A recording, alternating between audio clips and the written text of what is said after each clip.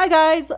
Yesterday we talked about how during this time in the 1800s and early 1900s that the United States was really backing off from having any interaction with any other countries. They wanted to um, isolate themselves, which was called isolationism. Um, But then, after a short period of time, they realized that there was opportunities to gain other unclaimed land. So they were seeing these other countries that they really don't want to have anything to do start to snatch up these little pockets of unclaimed territory. So what did the United States do? They said this is going to be a great opportunity for us to increase our power by taking over lands that are quote unquote unclaimed. At the time, these places were inhabited by other humans, so they technically were claimed, but the United States took over areas such as Hawaii, Guam, and the Philippines. Puerto Rico was another one, and what they did was, although these areas didn't really need their help or want their help, the United States thought it would be a fantastic idea and very helpful if they went into those areas and spread the word of democracy, so that everybody in all those countries would be they would be able to be in a governmental system where they could participate in. So we are going to read next about the Spanish-American War and what that looked like. So the isolationism just ended after the American government chose to seek out those pockets of land that were unclaimed, which led to conflict between their empire and other countries. Okay, so remember, the goal for the United States at this time, as well as other countries, were making more money by using these areas' natural resources and gaining more power by making more money and also having more land. So money and power were what drives these decisions. So the article says the conflict between empire and democracy. In the late 19th century, the nations of Europe were competing for overseas colonies in Africa and Asia.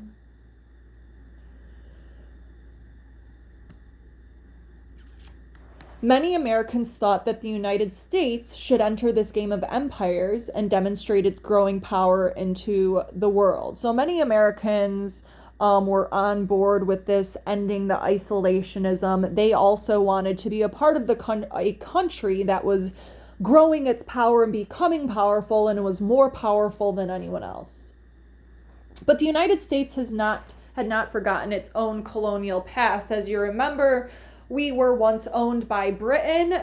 We created that wonderful document in 1776 called the Declaration of Independence, which allowed us to form our own country. When the American colonists had risen in revolt against the British, their frustration at obeying a government across an ocean had helped to define the American version of representative democracy. Taking the role of a distant overlord seemed like an essential violation of those principles. At first, it looked as though the United States would not cave into the temptations of the empire. When in 1893, American sugar plantation owners engineered a coup to dethrone Hawaii's queen, Liliuokalani, and annex the Hawaiian Islands, the United States refused to cooperate with the underhanded scheme. But would this last? So I don't know if you guys knew this.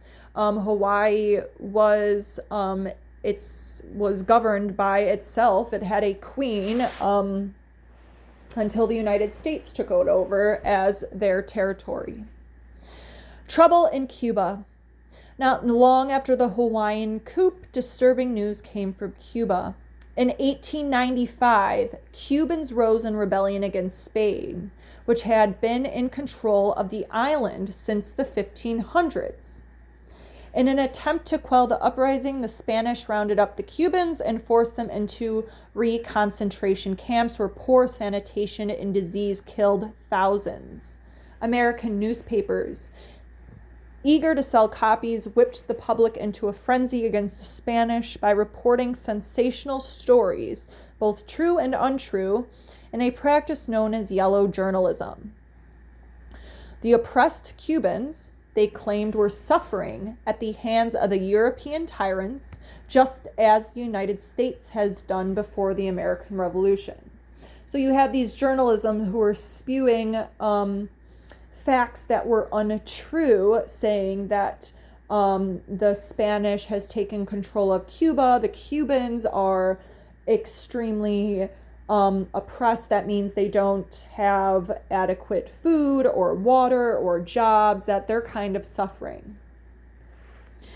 In order to protect Americans and their assets in Cuba during the chaos, the United States sent the warship USS Maine into Havana Harbor. Just 9 days after its arrival, the Maine exploded, killing 260 American sailors. The Spanish claimed correctly that the explosion had been the result of a malfunction aboard the ship, but Americans were convinced that the Maine had been destroyed by Spanish sabotage.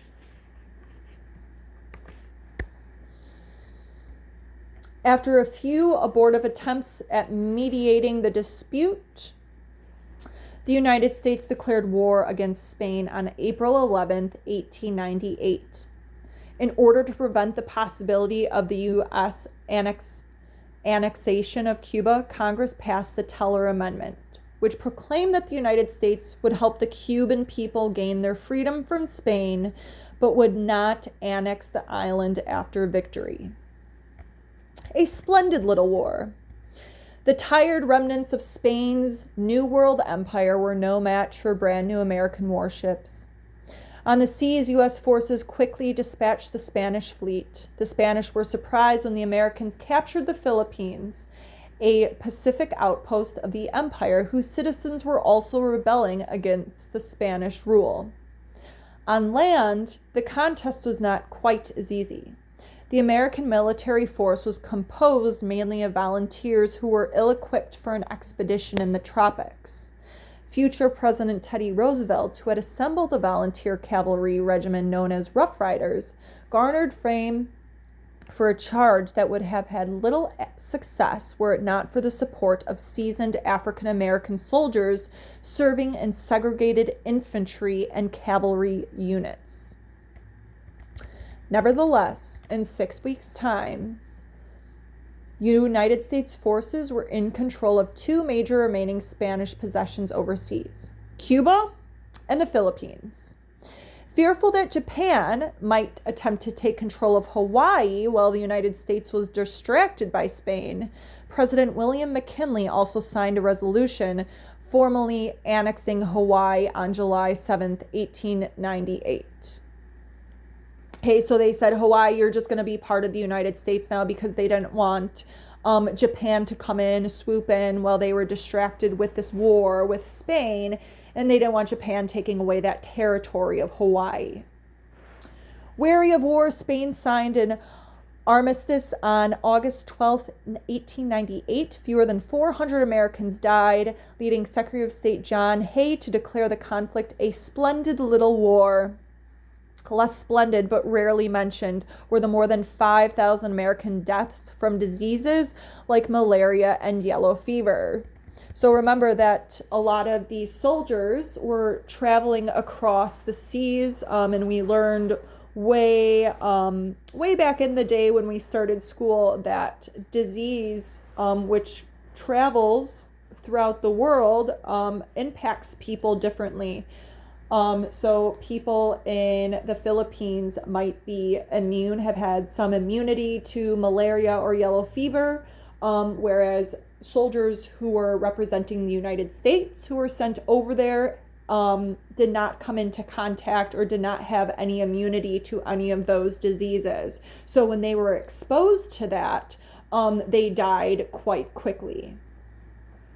Consequences of the Spanish-American War. In the fall and winter in 1898, diplomats representing Spain and the United States met to hash out the terms of peace. In the Treaty of Paris, Spain agreed to free Cuba and to cede the islands Guam and Puerto Rico to the United States. In addition, the United States agreed to pay Spain $20 million for the Philippines, which the Spain wanted back, as the Americans had captured Manila after the August 12th armistice due to delayed communications. The United States had become an empire.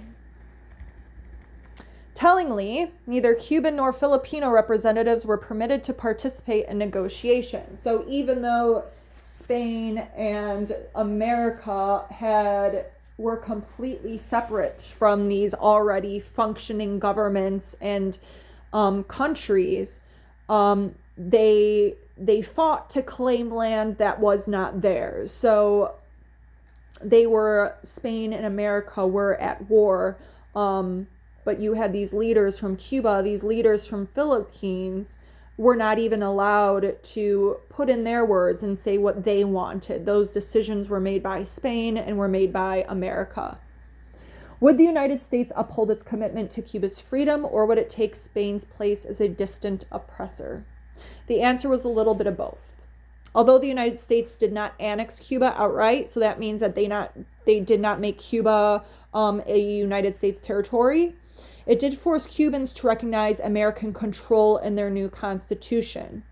In the Platt Amendment, Cuba agreed to permit American diplomatic, economic, and military intervention and to lease Guantanamo Bay for American use. For Filipinos who had allies with the United States forces to oust Spain, the outcome of the war was a cruel joke. Although the Americans were unwilling to allow the Philippines to remain in the hands of the Spanish, they were also unwilling to give Filipinos their freedom. The United States politicians believed that their little brown brothers, as future American President William H. Taft called them, were incapable of self-government. So because of the way they looked, and because the Americans didn't like what they saw in the Philippines, they made the decision for the Philippines that the Philippines couldn't stand on their own. They couldn't be their own country. They needed America.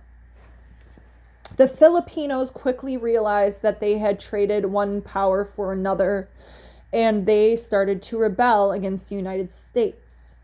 For 2 years, the United States fought to put down the Filipino insurrection, ironically resorting to some tactics that the Spanish had used against the Cubans. In 1901, the United States defeated the rebels, and the Philippines became an American territory. So what does it mean to be an American territory? It wasn't quite clear before the Spanish-American War. The United States had never annexed territory without the expectation that it would achieve eventual statehood. So that means that the United States had never officially claimed territory, expecting that territory might become a state of the United States. For Puerto Ricans, it meant that they had American citizenship eventually, but they could not self-rule. So all Puerto Ricans in Puerto Rico right now do have American citizenship, but they're not governing their own country, and they're not ruling their own country. America is ruling Puerto Rico for them. For the Filipinos, it meant that the Filipinos, they didn't get American citizenship, nor did they get any freedom or independence for their own country. So they had to stay in their country, and then they had to get ruled by another country. One thing was certain: after the Spanish-American War, the United States would never be the same. And it survived for over 100 years as an isolationist nation. Remember that meant that the United States didn't want to have anything to do with any other country. They were just keeping to themselves. An ocean away from European powers, and emerged as an industrial behemoth in the wake of the Civil War.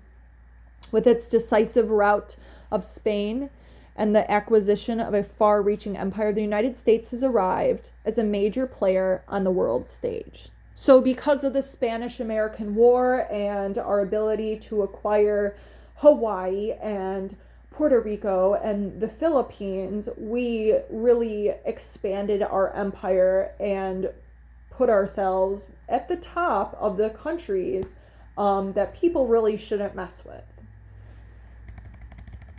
So what I want you to answer, 3 questions. Number 1, why did the United States go to war against Spain? And do you think the United States was looking for a reason to go to war? Number 2, did the United States keep its promise in the Teller Amendment? Why or why not? And number 3, why do you think that the United States annexed Puerto Rico or made Puerto Rico a part of the United States territory and the Philippines as territories, not states? So why did the United States make Puerto Rico and Philippines just territories, but they didn't make them official United States? Why would they do that? Those are the 3 questions.